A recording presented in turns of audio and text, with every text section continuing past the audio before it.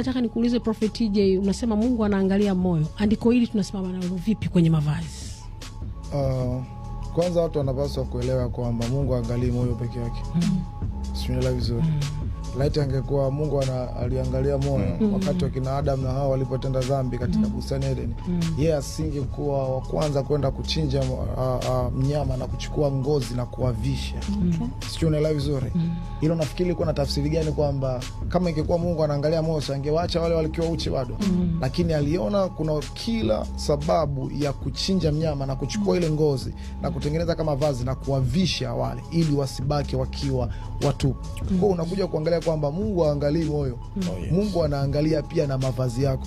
Na kuna mahali unaelewa hawezi ukaingia ukiwa na mavazi ya tofauti au ukiwa umevaa tu vibaya. Kuna mahali anamwambia Musa, anamwambiaje? Anamwambia Musa, vua viatu vyako, maana hapa nivaje patakatifu. Tunaelewa vizuri. So just imagine kama viatu tu hakutaka aingie navyo katika eneo lile ambalo yeye Mungu alikuwa anaona ni patakatifu. Je, unaweza ukaingia ukiwa na mavazi ya ovyo? Jibu ni kwamba Mungu haangalii moyo wake, moyo wa mtu tu. Mungu anaangalia pia na appearance yako unavyoenda mbele yake. Sawa, na mtu akija kanisani mkamvalisha kanga ni sahihi? Kabisa.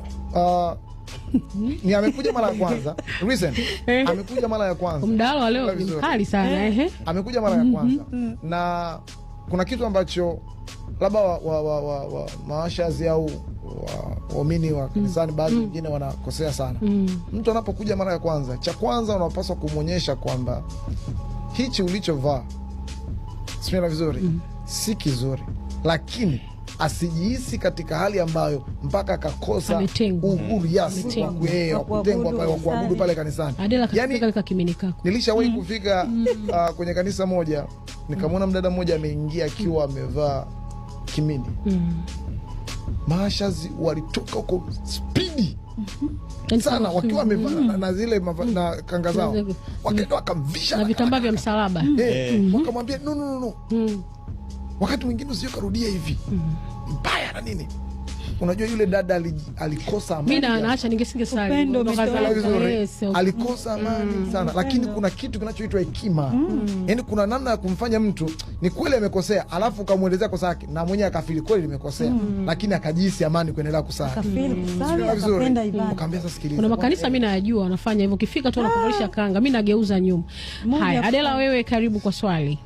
Mimi na swali moja hapa kwamba mtumishi wa Mungu, ina maana haya makanisa yaandae mavazi maalum ya kuvaa ili waumini waweze kujistiri au unasemaje hapa? Siwezi nikasema kwamba kwa sababu uweze ukashonea mavazi kanisa zima.